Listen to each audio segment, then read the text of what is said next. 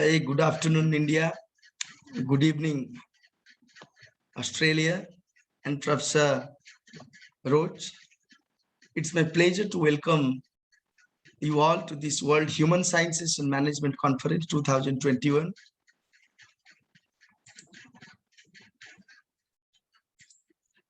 This is Rudranarayan Das, Executive Director, Center for Adivasi Research and Development. We are proud to announce that this conference is conducted along with Indian Institute of Management, Sambalpur, Central University of Odisha, Koraput, and Revitalization University, Cuttack, Odisha. I welcome our speaker for today, Professor Gerald Roche, and participants across the globe through Facebook Live, YouTube Live, and many other various social media sites who are here also to listen Professor Gerald on this World Human Sciences and Management Conference. The broader theme of this conference is gnotological context, disciplinary practices of social sciences and policy trends.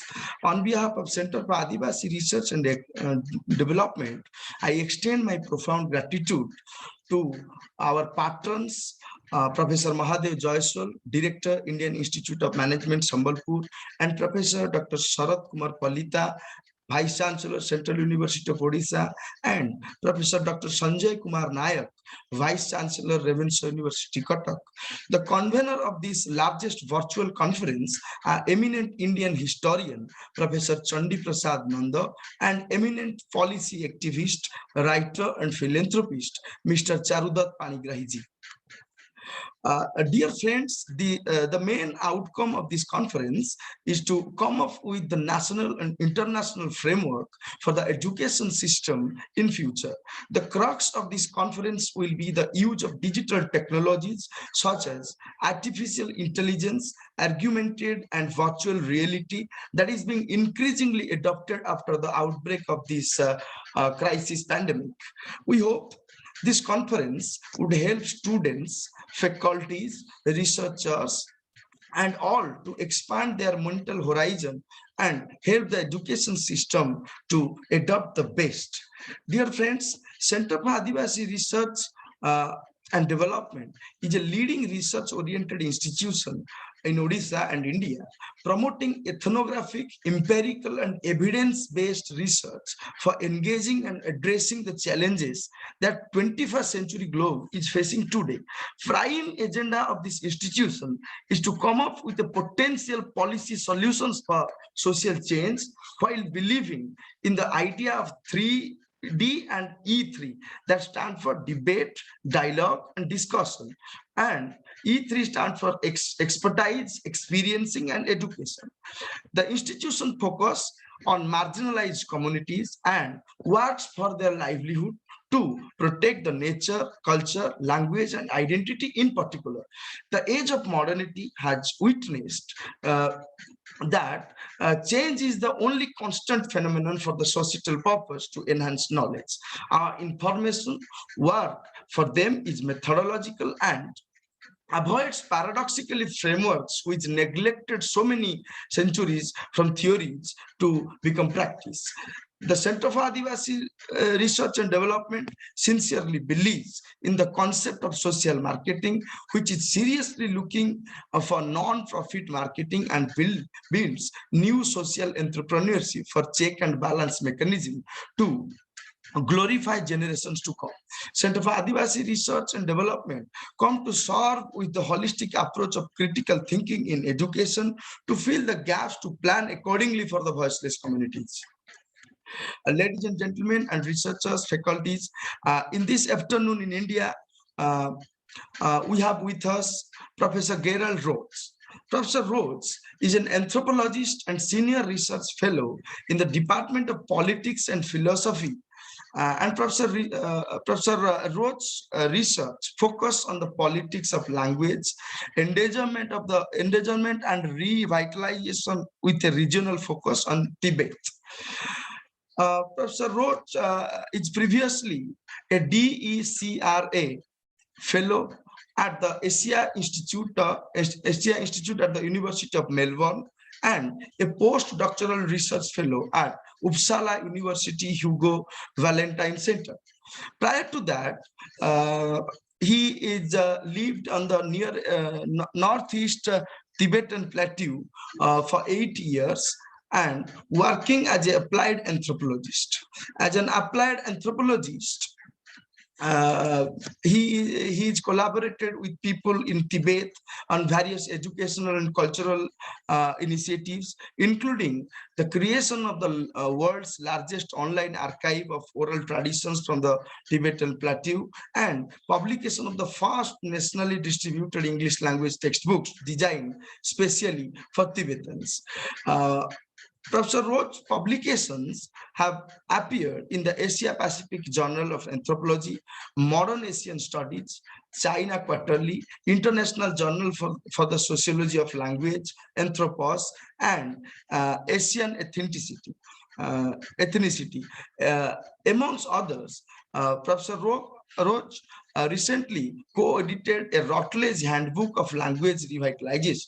So today, Professor Roche will deliver his talk on language operation and language revitalization. Now, without wasting much time, I would like to invite Professor Gerald Roche to initiate his talk. Over to you, Professor Roche. Thank you so much, Professor Dash, for that very comprehensive introduction. I'm going to share my PowerPoint presentation. Yeah. Yes, sir. Okay. It's visible. Okay, great. Okay, so I just would like to begin my talk by acknowledging where I am. I'm here in Melbourne, Australia, which is the unceded Indigenous lands of the Wurundjeri people of the Kulin Nation. This land was taken from them. Their sovereignty over it was never ceded, and so where I'm speaking from is Indigenous land. I'd like to thank everyone for this invitation. I'd like to thank Bikram for reaching out to me and inviting me to speak to you all. I'm very happy to be here. It's a pleasure to talk to new people in new situations, share ideas and make new connections. I was very happy to hear from Professor Dash some more about the work that goes on at the Center for Advocacy Research and Development, and the fact that you have an emphasis there on protecting language, culture, and identity. And that's of direct relevance to what I'm going to be talking about today. So in my talk, I'm really just giving a very general overview of the kind of work that I do. I'll be presenting the problem that my work focuses on. I'll be looking at the history of research in that area. And I'll be presenting, well, really raising some questions about this research and suggesting some of the directions that I think we should be moving in to answer this question. And in that part of the talk, I'll be drawing on my own work, but just to make everyone aware, it's not a comprehensive presentation of research findings or report on particular projects. It's really a very general overview about the problem that I'm interested in, how other people have examined it, and how I also examine it.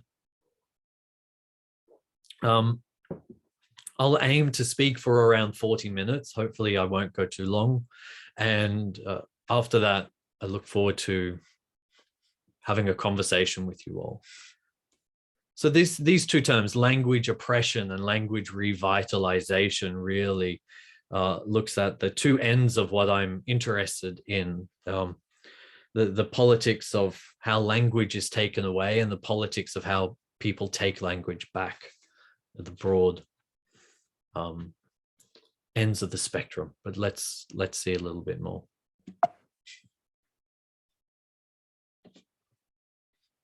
Okay, so firstly, just very briefly about myself. to give you some idea of how I approach the issues that I'm going to be talking about and where my perspective comes from, what experiences and research I've done that inform that. I'm an anthropologist. I work on language. I'm interested as an anthropologist, not as a linguist. So I will not be addressing I won't be describing languages. I won't be comparing languages. I won't be talking about grammars or sound systems and so on. I'm interested in studying how languages live in the world, how they live in society, what political and social forces support them, contain them, control them, direct them, and so on. So I approach languages as an anthropologist, and particularly as a political anthropologist. The second line here, China, Sweden, Australia, this is just to tell you a little bit about my research experience, which is that, as was mentioned in the introduction, I was based in China for 8 years from 2005 to 2013. I was living there, working in a university, teaching English, teaching anthropology. I was also involved with facilitating development projects, and a lot of those projects that I helped facilitate pertained to language and culture. And that was how I originally became interested in these issues. So it was through on-the-ground experience, hands-on experience, working with people, working with communities. That's how I got interested in these issues. So I was living in China on the Northeast Tibetan Plateau in Western China, in the province of Qinghai, the city of Xining, and I was working with Tibetan communities there. And I was working in particular with communities of Tibetans who speak small, localized, threatened languages. And I was trying to support them to document, describe, write about, and revitalize their languages. After 8 years in China, I went to Sweden at Uppsala University, where I was for 2 years. And it was there that I began developing my theoretical understanding of these issues. The center where I work, the Hugo Valentin Center, is a research center which is dedicated to two primary topics. One of them is the study of genocide, and the other one is the study of ethnic minorities, and particularly language issues and language policies for ethnic minorities. And so that's where I began developing my theoretical approach to this topic of minority and indigenous languages. So I was there for 2 years. Then I returned to Australia in 2015. I was at the University of Melbourne. I'm now at La Trobe University, both in the city of Melbourne. When I was at the University of Melbourne, I began to the situation that I had been a part of in China, to develop new theoretically informed understanding of the dynamics of indigenous and minority language politics in China. And then since I've come to La Trobe, I've continued working and publishing on those topics, but also trying to develop new theoretical approaches to this issue, some of which I'll talk about here. That last point is just to highlight the fact that in my work, I try to balance both applied and pure research, which is to say that I'm deeply interested in theory and developing theory in and of itself. But I also try to maintain an emphasis on making sure that that has practical outcomes, that it makes a difference in the world, and that it makes a difference in the world for communities that are marginalized, that are engaged in struggle, that are particularly working to support their languages. And so that will hopefully become clearer as I go through the topic. Some recent publications that are indicative of the work that I've been doing: the Rootlegged Handbook of Language Revitalization. It's published in 2018. I worked on that with Leanne Hinton and Lena Huss, two leading scholars in the field of language revitalization.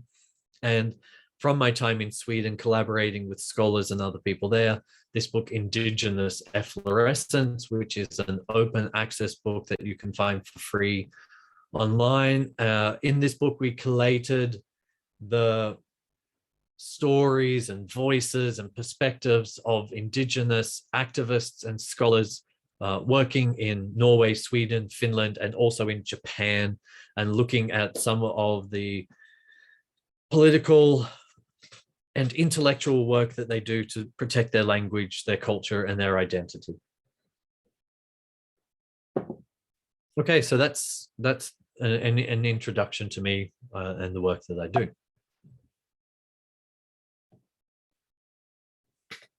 So now I'm going to talk a little bit about the problem that I study in my research, which is global language endangerment.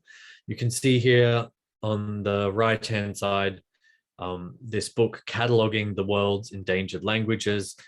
This is a recent-ish source on this problem, presented new data from around the world, and that's where I'll be drawing some of the ideas that I'm going to be introducing in this slide. So the problem that I'm interested in is what is usually called language endangerment. And what is that? What does it mean to describe a language as endangered? A language is endangered when the rate of transmission across generation is declining. So what that means is that when parents stop teaching a language to their children, that means the language is no longer being passed into the future. That's when we can call a language endangered. If an entire population that speaks a language stops transmitting that language to future generations, then that language will be gone forever. And that's the problem that I'm interested in. So this has been studied in a number of contexts, but a recurrent pattern is what's known as the 3-generation pattern, which is that it only takes 3 generations for a language to cease being transmitted. The grandparent generation stops speaking the language to the parent generation. That generation has passive competence in the language. They understand it, but they can't speak it. And then when they transmit language to their children, they transmit the dominant language to their children, and their children no longer understand that language. They no longer have passive competence in that language. So over the course of 3 generations, the language is gone. So I'm interested in studying this phenomenon at a global level. And we see from recent research, and as reported in this book on cataloging the world's endangered languages, that the best and most recent assessment we have of global levels of language endangerment is that approximately half, just under half of the world's 7,000 languages are currently endangered. And what that means is that those languages are losing speakers between generations. I would also say that this is a fairly conservative figure. The rate is quite possibly higher, but this is the best figure that we can give reliably on the basis of reasonably sound data. So looking historically at the rate of languages disappearing through this process of endangerment, through this process of declining intergenerational transmission, we know that at least within the second half of the 20th century, that one language stopped being spoken approximately every 3 months. So when people first started studying this. The original estimate for this figure was that it was every 2 weeks. But we know now reliably on a fairly good empirical basis that it's more like every 3 months. So 4 languages are lost every year, and year in, year out, this is happening at the moment. Now, this rate of language loss globally, we know 2 things about this. First is that this rate is anomalous. It's historically unprecedented. We know that languages change over time. We know that languages have disappeared in the past. We know that languages have lost speakers in the past. That's true, but the rate at which it is happening now has never occurred before in human history. This suggests that what is happening now is not natural, it's not normal, it's not simply an extension of regular human history into the current moment. It's something else, something that requires explanation. So it's anomalous, but also we know that it is accelerating. That idea of a language disappearing every 3 months, this is an average across time for which we have data. If we look at the way that those data points are distributed over time, we don't have an accurate measure of the extent to which it is accelerating, but we know that this phenomenon of language loss is accelerating. More languages are being lost more often today than they were a decade ago and the decade before that. We also know that language endangerment is unevenly distributed across the planet throughout humanity. So for example, Australia, where I am, is one of the global centers for language endangerment and language loss. So from a total of around 400 languages at the time of European colonization, the number of languages in Australia today has dropped to 120 or less. And amongst those 120 languages, there are probably 12 or under which are still strong, which means they're still being spoken every day, transmitted to children, used in a variety of situations, and so on. So from 400 to 12 and declining. We have a number of national reports that show this number dropping consistently over years. And this phenomenon in Australia is probably more intense and worse than it is anywhere else in the world. And then finally, another thing which has emerged from research recently is that this loss of languages is not simply about language. We're not simply losing mechanisms for communication. We're not simply we're not simply losing codes that store accumulated information. We're not simply losing things that give people identity. Language is all of those things. It's a means of communication, a storehouse of information, a source of identity. But language loss has more profound effects. Research is increasingly showing that language loss affects the health and well-being of individuals and communities. We don't really understand the mechanisms for that, but we do know that communities that retain their language are, on balance, in comparison, healthier, happier, and more well off than communities that lose their language. The second thing that we also know is that language loss is also deeply tied with environmental sustainability. Again, we don't really know how that works, but we have evidence that in places where languages are retained, environments are also protected. So it's not simply about language. This is really about human well-being, health, capacity to live and live well, and our ability to survive sustainably on Earth. So this problem has been studied within the field of endangerment linguistics. And I'm going to talk now about the history of that field of research, and I'm drawing here on this article from American Anthropologist, which is free to read online at the moment if you want to look it up. And in this article, I trace the history of endangerment linguistics. And what we see is that basically there is academic concern amongst linguists for what they call language death or language obsolescence, dating back to the mid 20th century is when linguists start to talk about this problem and start to theorize it, start to try and explain it and understand it.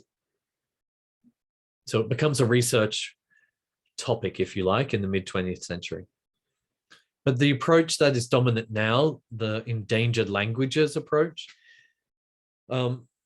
this research program really doesn't emerge until the late 1980s or the early 1990s, around that transition period. It was driven primarily by scholars in Australia and the USA, in a couple of different forums, but working in partnership with UNESCO and trying to make this a global initiative for action on the problem and not just theoretical understanding. So this idea of endangered languages, language endangerment, when it was promoted in the early 1990s, it was drawing very heavily on the environmental movement and on conservation biology, and particularly the idea of an endangered species. So this generation of scholars were trying to do several things in this model by borrowing from conservation biology. They were trying to give the movement moral authority. They were trying to draw attention to this problem as an urgent problem that needed solving, like the environmental crisis. But they were also looking for methods in addition to that moral authority. They were looking for methods of how do we measure the seriousness of this problem? And they came up with this idea of language vitality, which was a way of measuring how endangered a language is, in the same way that we measure the endangerment of species, like the tiger is highly endangered, the rat is common, etc., as a way of assessing priorities and organizing attention and driving resources to particular problems and so on. So this field emerged in the late 80s, early 1990s. 1992 was a very important watershed for endangerment linguistics with the publication of a series of articles in the flagship journal Language, and has continued since then to sort of gather attention, resources, publications, scholars, and so on. And so what are some of the aims and achievements of this approach? So as I mentioned before, this idea of measuring language vitality, being able to measure how endangered a language is, was one of the very early and important goals of endangerment linguistics. There were several models that were proposed. There are still models being developed, but there was one model which was crystallized and popularized through UNESCO, which is the 9-factor language vitality model, which has become the most common way of assessing and thinking about whether or not a language is endangered and how endangered it is. So this is one, language vitality. Second one is then having a global overview. So producing statistics like the one that I just mentioned, 46% of the world's 7,000 languages are endangered. This has been a consistent focus of endangerment linguistics over time. We have a range of estimates on varying sources of data, varying ways of estimating those numbers and so on. Also looking at the distribution of those languages, figuring out where the most endangered languages are, trying to think about why that might be. Another important aspect of this field has been language documentation. So language documentation involves conducting fieldwork, linguistic fieldwork on a language, and not simply aiming to describe its grammar, its sound system, the way that words are formed and so on, but to create a rich and detailed digital record of that language and how it is used. So you're recording everyday speech in a variety of contexts, analyzing that, archiving that data, making it publicly available, and annotating the data very richly so you can say where it came from, what was the context, who it was collected by, and so on. Right. So the idea is basically to provide a succinct summary digitally of that language that is archived for future reference, for study, for the community, for it to be brought back to make language teaching materials and so on. So that's the third main aspect of language endangerment linguistics. And the final one is language revitalization. And this is the area that I've been most closely involved with. Language revitalization fundamentally refers to efforts to reverse language endangerment. So where a language is losing speakers, language revitalization aims to increase the number of speakers. In cases where a language is no longer spoken, language revitalization aims to bring that language back and put it back into the community. And there are several successful examples of this happening where a language has not been spoken for a century or longer. And then based on the records, people have been able to typically involves some form of language teaching, some kind of involvement with the education system in an effort to maintain the number of speakers, increase the number of speakers, or to create new speakers of the language. Okay, but my research, it tries to move somewhat beyond this sort of established dominant frame of looking at the problem, to move beyond the idea of endangerment, beyond the framework of endangerment linguistics.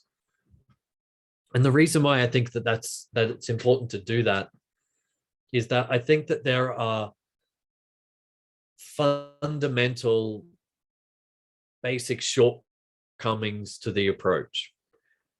That doesn't mean that I don't acknowledge the achievements of endangerment linguistics. I do acknowledge them and I appreciate them and I understand the value of the work that has been done, but I also think that there are limits on what can be achieved from that approach. Basically, what I would say is that all of those approaches that I've described, language documentation, language revitalization, language vitality, and so on, I would say what they do is help describe a problem, but they don't get to the cause of that problem. They don't help us understand why that situation exists. And so inevitably what it ends up doing is treating the symptoms, but not.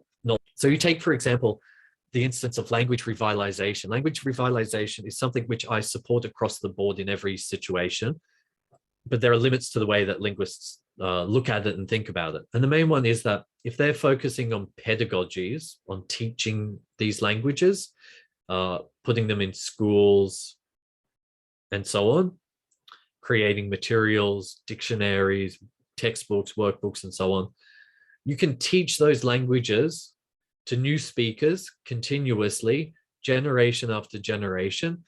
But if the social and political circumstances do not exist to support that community and to support that language, then the language revitalization work will just run like a wheel forever. It will never progress.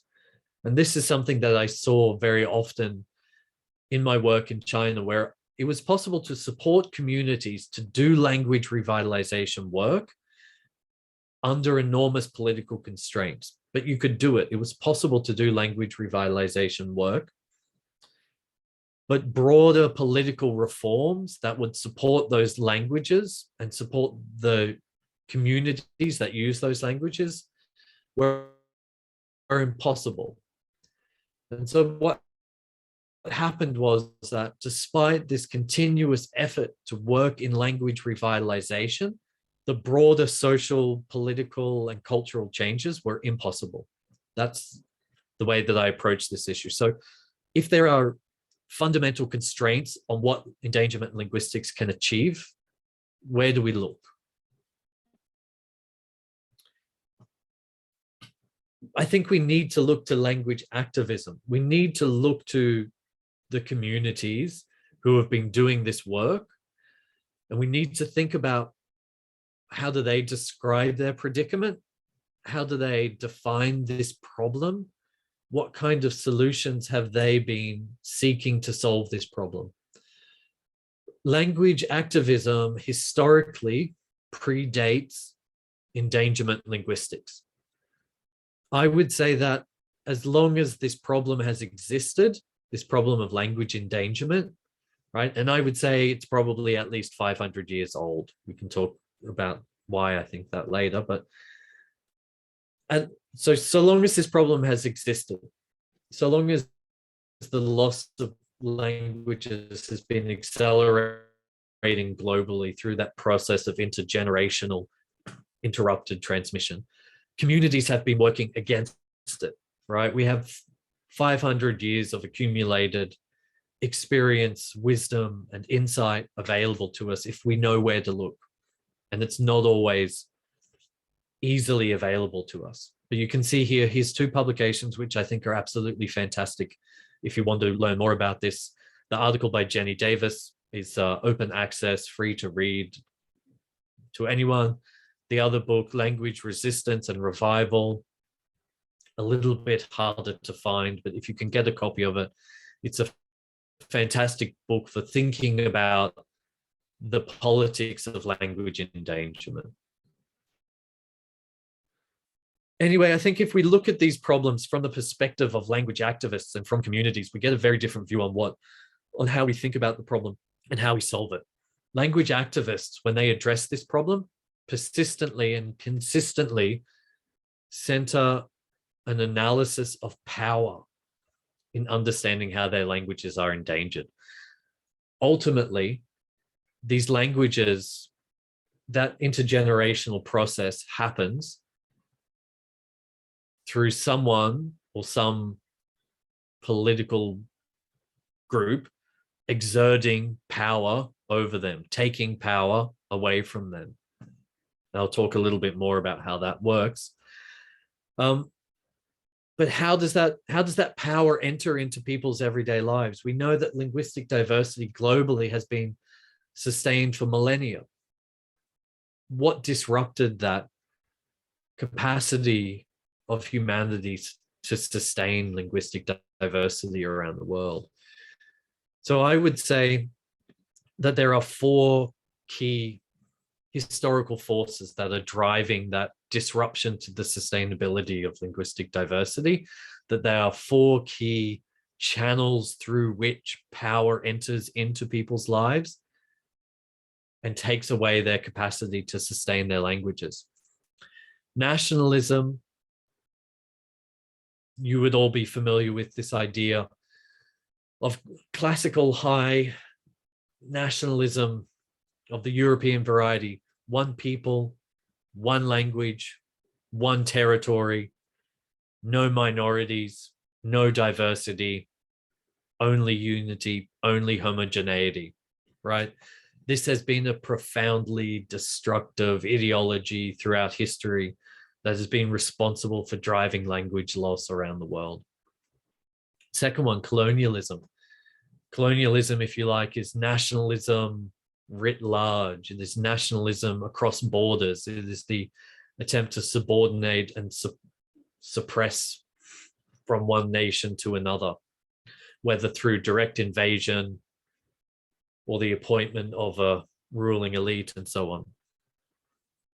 Capitalism as an economic force has been a conduit for power insofar as it makes all human life subordinate to economic value. Everything which is not convertible to some form of economic valuable is disposable. And this includes languages. People use and learn the languages which support them economically. They abandon the languages which have no economic value. Capitalism distributes value amongst languages as well. And finally, I would say racism, operating globally through nationalism, through colonialism, through capitalism as well, is another conduit of power that pressures people to give up their languages. So as a way of summarizing my thinking about this, in my work, what I focused on is not language endangerment, but what I refer to as language oppression. So language oppression, it's not my idea. I've written about it in this article that you can see here. Again, it's open access, it's free to read, you can find it yourself. But the definition that I use comes from some linguists, Alice Taff and her colleagues in a 2018 Oxford Handbook of Endangered Languages, wrote a chapter on endangered languages and well-being. And they talk about this idea of language oppression as the enforcement of language loss of physical, mental, social, and spiritual coercion, right? So my thinking on this topic is that languages aren't endangered, right? That's kind of anonymous, mysterious, something has happened. We don't know what it is. Something is creeping over the horizon to snatch away our languages. Instead, I think it's much more accurate to say that languages are oppressed. There is a relationship between an oppressor and an oppressed group. The result of that relationship of oppression is that the oppressed population has their language taken away from them. They lose their language, but they're not giving it up. It's being taken from them. And how is it being taken away from them? It's through force and coercion. They're not deciding freely to do that. Coercion operates in various ways: physical violence, mental pressures, social pressures, spiritual pressures. It's not always visible, doesn't always look violent. It might be spread over time. It might happen slowly. It might happen instantly. It might be cloaked in hate, or it might be cloaked in goodwill and efforts to help and so on. But it pressures people to do things that they wouldn't do otherwise. So that's how I think about it: language oppression and not language endangerment. So this is the last slide before I conclude. When we start thinking about language oppression instead of language endangerment, we start asking a very different set of questions. Endangerment linguistics asks questions like this: how can we maintain linguistic diversity? It's a global property around the world. It also asks, how can we maintain the vitality of individual languages? So endangerment linguistics put the emphasis on the language and the number of languages around the world. And what I'm suggesting is that these don't get to the heart of the problem. Understanding language vitality, understanding linguistic diversity, don't give us insights into solving the problem. Instead, I would say we need to think about this issue as a political problem. We need to look at those two key concepts in the title here of justice and rights. Okay, those two approaches are not, it's not the same, they're not the same thing. Different ways of approaching the same problem of oppression. Part of what I'm thinking about and working on is thinking about why those two things are different, what they mean, how they have implications for how we act. But broadly, they're both ways of opposing oppression somehow. So the kind of questions that I am interested in, there's two sets of questions relating to action, and then secondly, structures. So in terms of action, what I'm asking is, how do individuals and communities resist language oppression? right? Not how do they build language vitality? How do they resist language oppression? We put the emphasis on an external force doing something to the community rather than expecting the community to build vitality by itself. And the idea is that if we remove the oppression, then the language will have vitality on its own. So we have to think about what are the actions that communities can take to resist language oppression. Various forms of protest is one, lobbying, involvement with democratic processes, research and theorization. These are all important, but also the linguistic work, dictionaries, grammars, descriptions, textbooks. These are all ways of acting against linguistic oppression. But secondly, we also need to think about structures. And when I'm talking about structures, I mean political arrangements of relatively robust form and long duration that enable all languages to be free of oppression, right? What are the kind of political arrangements in specific countries, towns, states, communities, but also globally around the world? What types of political structures will ensure that everyone, everywhere, can live free of linguistic oppression? Those are the kind of questions that I'm interested in. So if you're interested in those questions, just by way of conclusion, here's a few things. So the first one is that I'm part of a group called the Global Coalition for Language Rights. We're a group of people in different countries around the world. We seek to promote the idea that people have a right to language, and we seek to defend that right against oppression. We are organizing a global language advocacy day next year on February 22. And anyone, anywhere in the world is welcome to join this initiative. You can Google those phrases, that will take you to our website, and you can sign up for more information. And you can work where you are to join this initiative. And all you need to do is raise your voice on the 22nd of February in support of language rights. The second thing I would draw attention to is that next year is the beginning of an entire decade of global attention to the unique challenges that are faced by Indigenous languages everywhere in the world. And this decade is sponsored by the United Nations. So 2019, the United Nations sponsored an international year of Indigenous languages with hosts of events everywhere around the world to raise awareness about this issue. And we're now coming up to an entire decade. And I think it's going to be an immensely important and hopefully productive 10 years that will really advance the cause of resisting language oppression, securing rights for Indigenous languages, and helping secure those benefits of well-being and sustainability that languages can give. The final thing that I would encourage you to do is that if anything that I've said is interesting, if you have any questions, if you want to learn more, if you have any ideas, please do stay in touch with me. I'm active on Twitter. You can see my handle there. My email address is there. I'm also on Facebook. There are not very many people in the world with my name.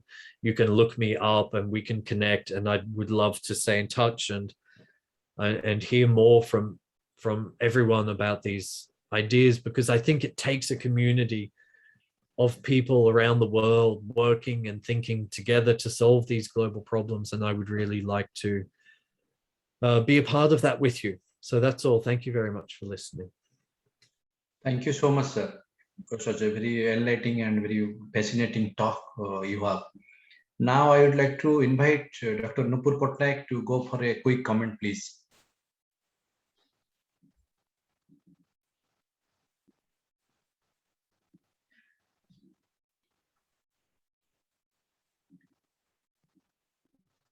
Dr. Patnaik, can you hear me?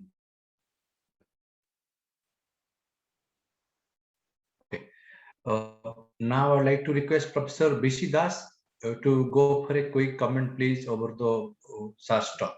Yeah, yeah, yeah. Welcome to our esteemed thought leader. My point of observation concentrates on language right. Language right of the people has been a major global issue. Number two, dominant language. The dominant languages of the world has been polarized at the detriment of regional languages. Number three, particularly the tribal language. Tribal languages all over the world are in peril. So, in this context, what is your idea regarding these languages, be it regional languages or the tribal languages, which are which are at the crossroad, which are at a crisis we face. So, what is your idea to save these languages?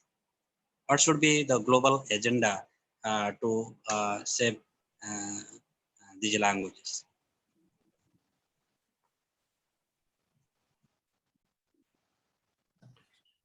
Okay, thank you so much for those questions. Is it okay for me to respond now?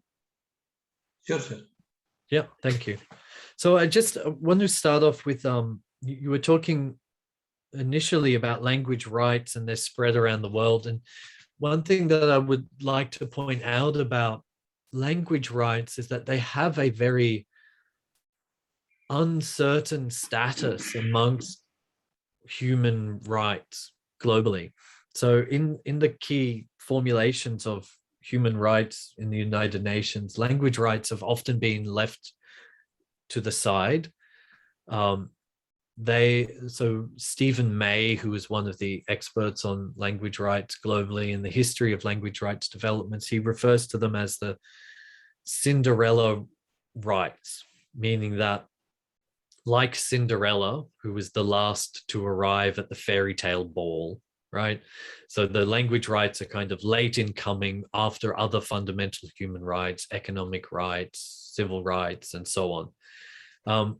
And he also uses this phrase Cinderella rights because they're not just late in coming, but also they may be leaving early, because there are, in fact, many people who oppose the idea of language rights. There are, of course, forces of oppression, authoritarian governments, etc., who are opposed to language rights. But there are also academics in the West who are opposed to the concept of language rights on theoretical grounds. So the end part of the question was about what needs to be done in order to protect these languages and ensure that they're spoken in the future. And I really think this idea of securing language rights is very important. Promoting the existence of language rights, raising awareness about the fact that they exist, that people have a right to use their language, making sure that these rights are recognized in law in as many countries as possible, making sure that language rights are recognized in international agreements as much as possible, making sure that academic discussions continue to be robust and involved, but also make a strong commitment to promoting language rights. I think all of these things are important. So, for example, one of the strongest statements of language rights in any international mechanism is the United Nations Declaration on the Rights of Indigenous Peoples. And this contains a number of very strongly worded rights to language, including the right to revitalize a language. However, when this document was being debated in the United Nations, several countries opposed it, including Australia and the United States of America. And they consistently opposed this declaration until a modification was made that meant that the declaration and the language rights that it contains are non-binding. So no one has to follow them. No country is actually obliged to defend or provide or secure the rights that the United Nations Declaration on the Rights of Indigenous People contains, right? And my country was directly responsible for that fact. And so advancing an actual international mechanism that secures language rights, and that is not merely a statement of support, that's also extremely important, and something that I hope to see come out of this this decade of Indigenous languages. And could I very quickly answer one question that was in the chat? Pramod asked, why not English or any other European language? I think the thing that I want to just emphasize in my reply to this is that supporting language rights and aiming to protect linguistic diversity does not exclude the idea of using languages of wider communication. The question is, how do we arrive at a suitable social and political arrangement that means that we can all communicate and maintain diversity at the same time? It's really about balancing those things. A lot of people misinterpret the idea of protecting language diversity to be fragmentation, backwardness, anti-modern, and all of these things. That is absolutely not what it implies. Thank you, sir. And sir, you must go through these ideas of multilinguistics theorist Professor Tobbe of Sweden. Many times I think you quite a little bit interest in her work, language policy and language right and language ethos.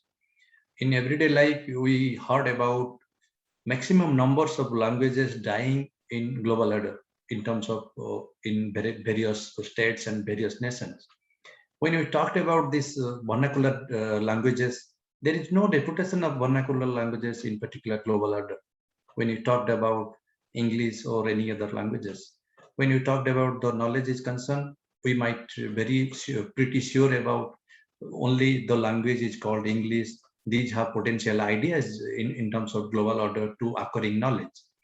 Lastly, I would know much more about when you talked about these language activists. Maximum numbers of activists, what can they do to save these modern days languages in terms of political ideology or political nexus, the realities of the global order?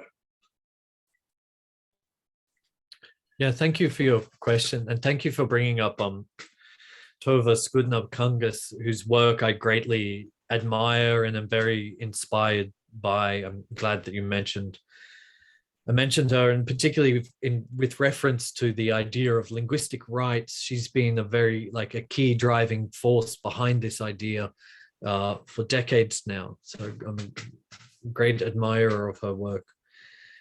In terms of language activists and what they can do and how many there are and what they have achieved and so on, it's very difficult to say how many there are globally. And part of that is because language activists are always resisting power, and that's often dangerous. They can't always be public about the work that they do, right? So to give you one example, there was a survey completed by a team in the United States of America and published last year, I believe, which was the first international survey of language revitalization activities. They translated this survey into the 5 big written languages. So there was English, Russian, Chinese, Arabic, Hindi, and Spanish, so 6, and distributed around the world through professional networks and so on. And it's very interesting to observe the pattern of responses that they received, which is basically that, for example, in China, there was almost nobody replying to that survey. And I know from my own experience of living in the country and working with people, I know that there are people doing this work. But for them to apply the label activist to themselves is dangerous. For them to describe the work that they do as language revitalization is potentially dangerous. So we don't have a good global understanding of language activism for that reason. But the second reason that we don't is that a lot of this scholarship is focused on the contexts of European countries and settler colonies. So we use this acronym Kansas, Canada, Australia, New Zealand, and the US, and then Europe. And these are the contexts where most of the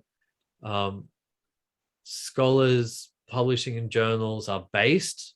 This is where most of the research gets done. And if we talk about agnotology and the production of ignorance, this is one of the problems that we face, is that we have a very narrow and skewed vision of everything because of this distribution, this political economy of knowledge production, right? And this is very much manifest in scholarship around language endangerment and language revitalization. So when I was editing that book, the Rootlegged Handbook of Language Revitalization, part of my role in the editorial team was to incorporate more perspectives from outside those areas. So I had connections to some scholars in China, Pakistan, some other countries, but not many. When I tried to recruit some different scholars from across Africa, where I have no connection, very difficult for me to do that. So we ended up having one chapter about Morocco and the second chapter about Africa in general, right? And we had several chapters on Asia, but not very many. And you think globally we have 7,000 languages. The majority of those languages are in Asia and Africa. And we have this book, which is an international reference work about languages, and mostly it's about Europe. This is a persistent problem, right? That's why I feel it's so important to come and accept this kind of invitation to talk to people there and hopefully make these connections and not just hear from you, but also bring everyone into these conversations. In terms of what language activists achieve, I would say that without language activists, the work that linguists do would be impossible, because it takes activism to create attention, awareness, and a political space for them to do that.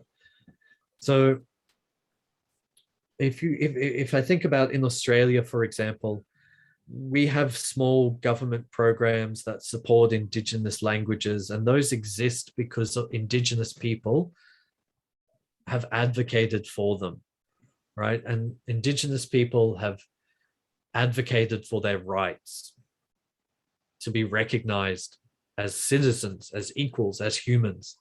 And without that activism, nothing else would be possible. It's the same in America. They have a bill, a language revitalization bill that provides funding and support for all of this. That bill, that law was created through the activism and advocacy of Indigenous people.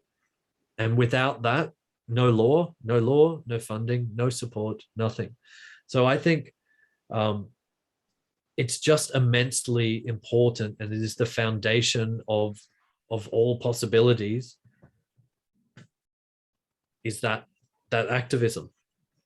Thank you, sir. Sir, by the way, Professor Tobe was my teacher in Nalsar, Hyderabad. With this information, I would like to know more about when you talked about this indigenous epistemology. What kind of ignorances we had from the decades of this past, what you learn and what you should observe in particular field when you wandering to get information through these communities. What kind of language ethos you can find out through your research, and what is your ideas on particular this global knowledge content related to this language phenomena? Yeah. So I'm not sure if I have a very good answer to this question, because so I think answering this question in part requires that kind of linguistic knowledge that it's not really the aspect that I study. So in terms of the knowledge that is encoded in these languages, so if I think, for example, well, just to give you an example of some of the area where I work, which is across Tibet and the Himalayas, and the way that people think about and know the environment there, and the way that some of that information is encoded in language. And I'm not going to remember the specifics of this, but there are cases, for example, in the Karakoram region of northern Pakistan, where you have this problem as across all of the Himalayas have been deeply impacted by climate change, right? You have rising temperatures, increasing rainfall, but melting glaciers, which in total creates a much drier environment, much more inhospitable to life, and so on. One of the solutions to this problem that they are using in Ladakh is these ice pyramids that they are creating. So during the winter, they will run a hose onto a stick. It will gradually build up an enormous block of ice. And then during the summer, that giant block of ice will function like a glacier would have in the past. It melts slowly and gradually feeds water into the fields, which sustains the crops, which sustain the people, and so on. So this is a very ingenious solution to the problem of climate change that works very well on a local level. In part, the inspiration for this was a series of indigenous practices from northern Pakistan, where they have this wonderful set of knowledge about glaciers, how they form, the different types of ice that are involved with the formation of the glaciers. And all of that information is embedded in language, right? There are linguistic terms for the different forms of ice, the different ways that they interact, the way that some ice will help to grow the glacier and other types of ice do not contribute to that. Without that knowledge encoded in language, there would be no solution to this problem, which is caused by global climate change. So this is one small example of the kind of thing where these indigenous languages are so rich in knowledge about the environment that people have lived in such intense connection to for such long times. If I think about where I was in Tibet, one thing that I looked at when I was there was the relationship between the yak herding people and the environment. So there are these enormous grasslands all across the Tibetan Plateau, an enormous ecosystem which supports a human population of nomads raising yaks. And archaeologists have actually demonstrated that this is not a natural environment. It was created by people. It was created by people and yaks together thousands of years ago. So maybe 4,000 or 5,000 years ago, if I'm remembering correctly. When you take people and you take the yaks away from that environment, it changes. It stops being a grassland and it turns into shrubs, turns into a small forest, small shrubland. The ecosystem changes. That in turn changes the microclimate, the rainfall, the way that water flows, and so on. The rivers that come off Tibetan Plateau are the source of water for agriculture across lowland China, across parts of northern India and Pakistan. Those rivers support billions of people, literally. And all of those rivers come from this environment, which was created by Tibetan people and yaks working together to manage the biological environment and the climate as well. And all of that is embedded in language again as well. The language that Tibetans use to talk about their livestock, to name them according to their age, the way that they are crossbred with different species, to describe different features of the livestock, to talk about the different techniques that they manage the livestock through, the different seasonal migrations, the different qualities of pasture, and all of these things. So again, it's another example where you have this very complex, delicate, fragile environment managed by people through an intense relationship that is deeply embedded in language. So I hope that that gives you some sense of the kind of thing that I'm talking about.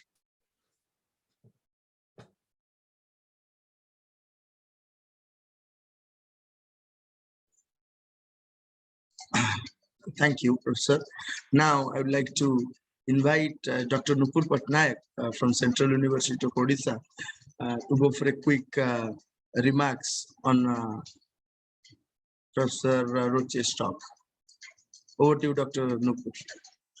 Yeah, a very good afternoon and good evening. So I'm very sorry for some internet connectivity issues. I cannot come in the first part. So as I have heard, as Professor Gerald Roche have been speaking, and he has been here from all the way from Australia, from Trobe University. Thank you, sir. I think your lecture was really very enlightening for all of us and very thought-provoking also, because the topic that you gave your deliberation on, that is language oppression and language revitalization.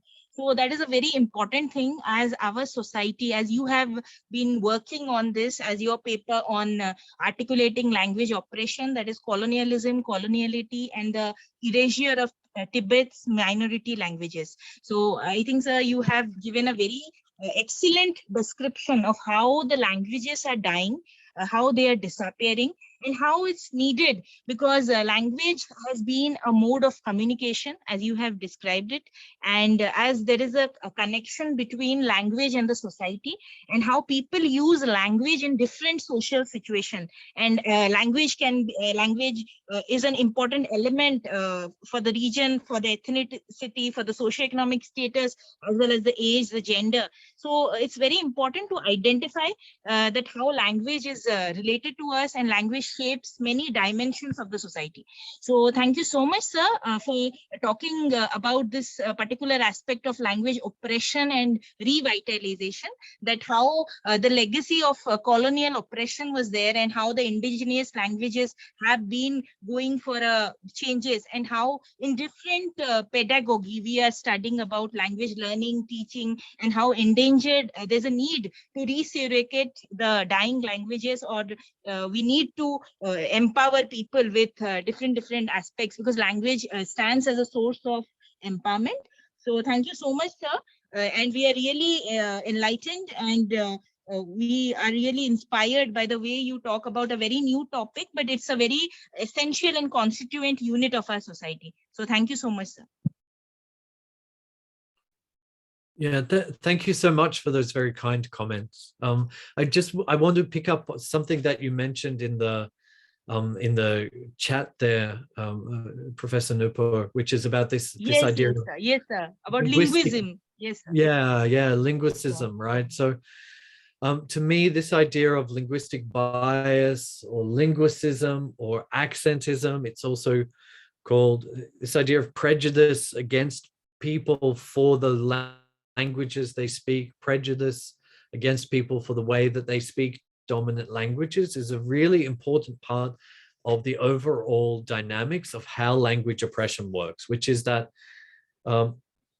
if someone is being stigmatized, discriminated against, insulted, attacked for their language, then that becomes a source of coercion to stop using that language and to stop transmitting that language. When I was doing research in China, this was a very common theme, where people want their children to suffer less, right? Which is a very normal and natural and understandable thing. And so if I'm discriminated against on the basis of my language, then I will want to change that situation in my children's life, right? And this is one of the ways that coercion operates. It's not necessarily violent or explicit, but it's this way of directing and driving our behavior through social forces. Just one example of a study that I saw yesterday about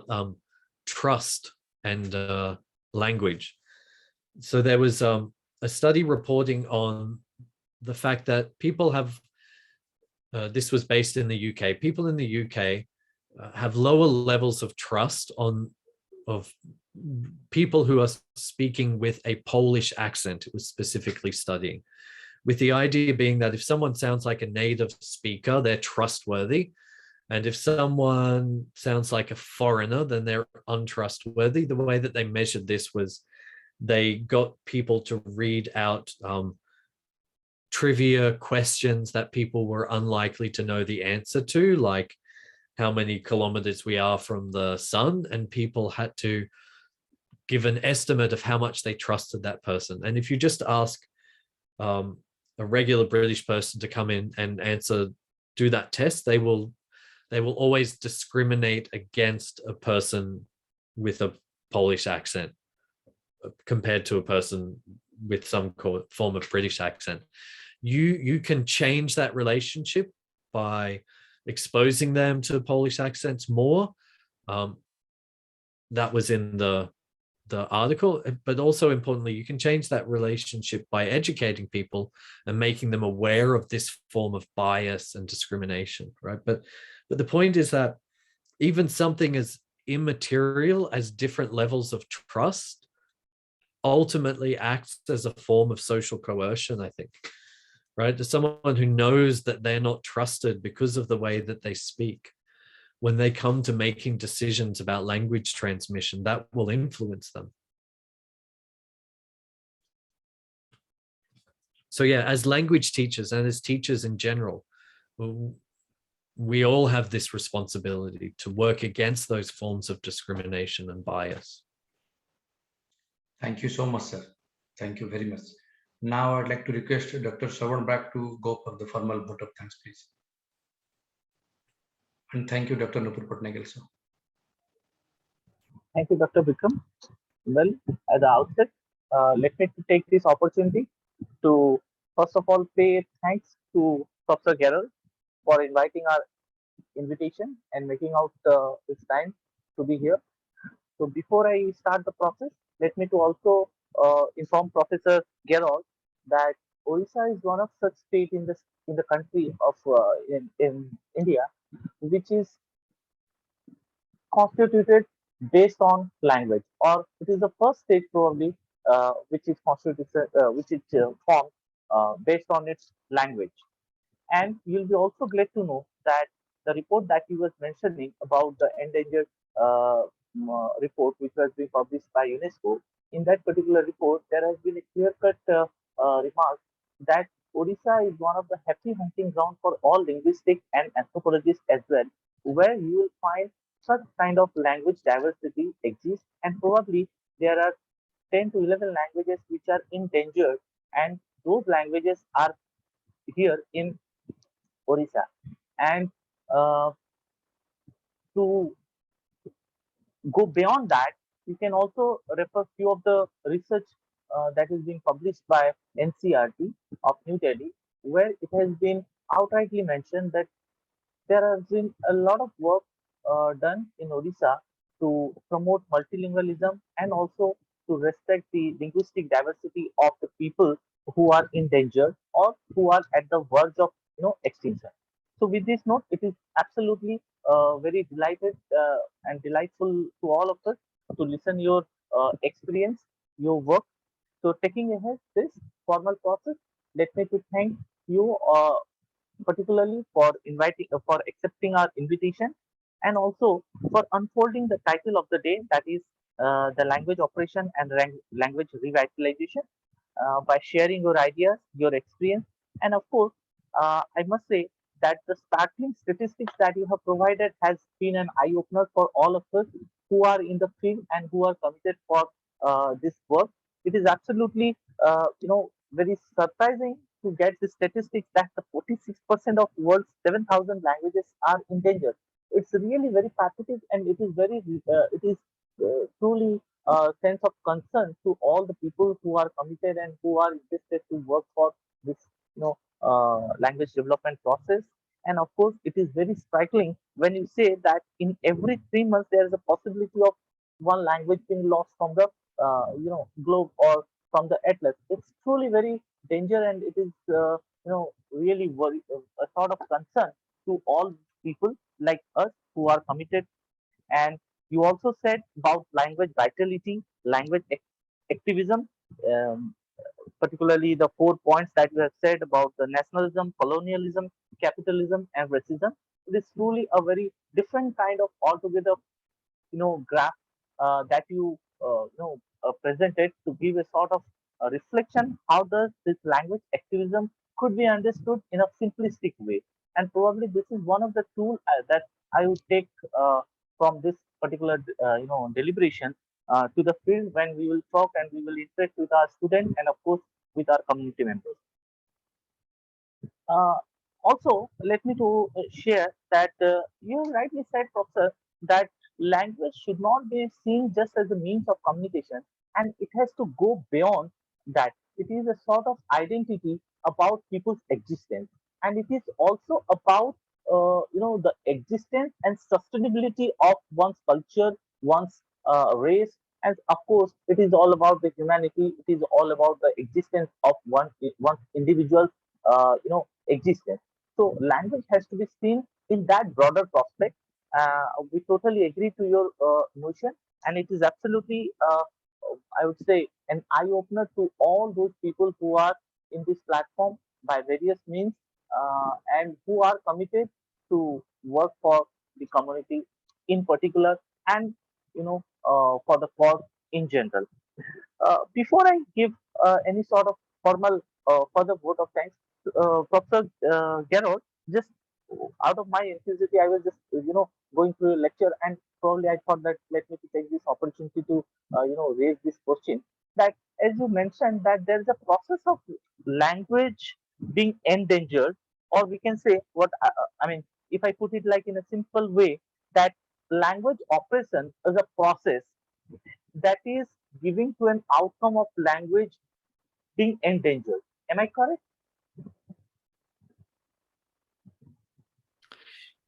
So basically what I was suggesting is that language oppression leads to language endangerment, if you like. So if language oppression continues, then we will start to see that coercion that leads to the breakdown in intergenerational transmission.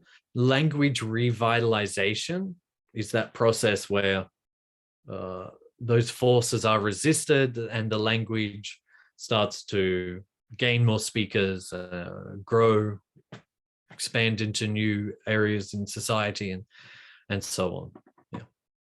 Yeah. Okay.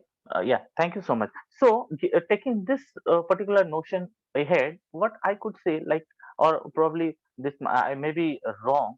So, do you think, or do you see that this encroachment of tech languages or the languages used through different social media as a potential threat to the entire process of language endangerment? Number one, and number two, do you find or do you see like there is a language sabotage kind of process that is happening without our notion, or with, or maybe with our notion, to facilitate this process of dominant language kind of stuff or language operation process? Probably this is one way of looking at how this, the whole process of language in danger is becoming more critical and becoming a global issue, I would say. So how do you buy this idea? If you could quickly give a remark, then we can probably.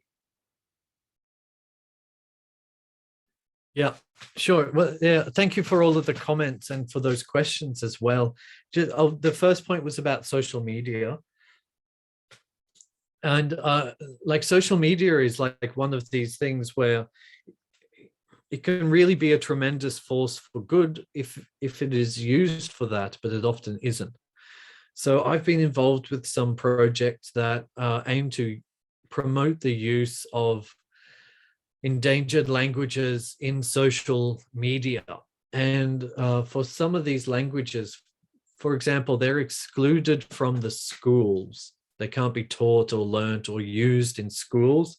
They're excluded from the public commercial and state-run media. So no television, no radio or anything.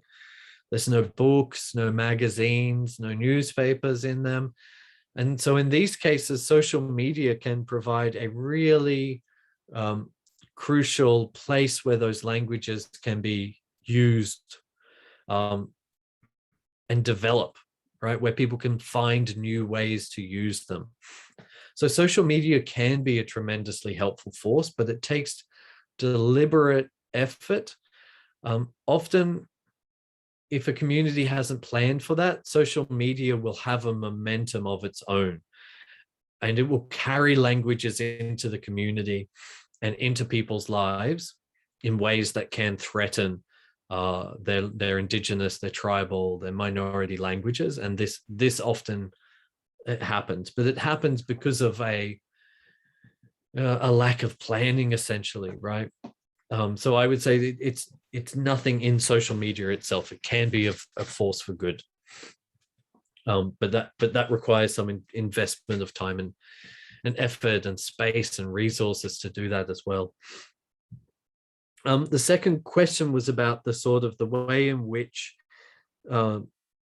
consciousness of language endangerment is rising globally. And I would say that this is true, that there is a increased awareness of this issue, but there is still a lot of work to be done, particularly in developing this political consciousness around the issue in relation to language rights. As I said, in terms of academia, the idea of language rights is still controversial, and it is still opposed by many scholars. There is not a consensus that language rights should be supported by academics. And that's the problem. I think there's a lot of work to do there. But then publicly as well, there is growing awareness of language rights, but there is also enormous resistance to that awareness, right? That resistance is coming from all sorts of places. It is coming from governments that don't want to acknowledge language rights. It is coming from corporate interests that see language rights as a potential expense for them, right? So big business, big governments, all of these interests work against language rights. So when we talk about promoting awareness of language rights and fighting for language rights, we are working against people in academia. We are working against some governments, some parts of some governments. We are working against transnational corporations. So awareness is growing, but it's a struggle and there's work to be done. Oh, great. Thank you so much, Professor. It was absolutely, fantastic to, hear and listen your reflection. It was truly phenomenal, and I'm sure that your deliberation has, not only enlightened us, but it has also given us a new look and altogether a different, food for thought to work ahead. And taking this ahead, let me to once again thank you thank you very much for accepting our invitation and making it possible that this global dialogue series yet again today saw a new dimension, how language can potentially be seen as a tool of empowerment and can also bring potential change in the community. So thank you so much, Professor Gerald, for giving us your time, your insight. We at CART believe that as long as the last man in the community is empowered, is enlightened, the process of development has its meaning. So with this agenda, CARD at the outset is very much thankful for your presence and for your time to enlighten us. I would also take this opportunity to thank you once again also, and convey my best wishes to the forthcoming event that you are organizing on February 22nd in 2022 for your global series. CARD would be definitely happy to be a partner in any form. If you wish, we will be here to provide you all sorts of support at individual and at organizational level. We are happy to be a part of this series, and we will do all our best to take this opportunity and part of this entire process for which we all are committed. So thank you so much, Professor Gerald. I would also take this opportunity to all our mentors, our advisors, our partnering institutions who have been always phenomenal and supportive in setting the agenda and giving their guide, support and assistance in one and other form to take this global series ahead, which is unique in itself. So thank you so much, all our partnering organizations, starting from IIM Sambalpur, Central University of Koraput, and of course Revitalization University, Cuttack, Odisha, for being instrumental in this unique process of global series dialogue, and all our speakers all the way from different countries, from different parts of the globe, who have given their time, support, and insight in making this discourse a variable and fruitful exercise. Last but not the least, let me also take this opportunity to thank each of our participants who have been associated through different platforms, social media platforms, who have been actively taking part in this discourse and sharing their ideas, their thoughts, and their suggestions to make this process happening. We wish you will continue your support and blessings to all of us. And with this note, let me also take this opportunity to thank Bikram Jena sir for giving me this opportunity. With this note, let me say goodbye and thank you all. Let us bring a positive smile and a positive change in the community. So this would be the mantra for the day. Thank you so much once again, Professor Roche, for accepting our invitation. We are looking forward for your kind presence whenever you come to Orissa, particularly, and of course, your continuing exchange of ideas and your noble works with CARD and all our partnering institutions. Thank you so much. Thank you very much. It was really an honor. Thank you so much, sir. And sir, you must visit once Neomgiri, the Dongriya Gum site. When you worked on anthropology as an outstanding anthropologist of this globe, you must visit this site and conquering these ideas with plundering many ideas, sir. Thank you so much, and thank you for your valuable time, sir. And namaste from India, sir. Thank you. Good night.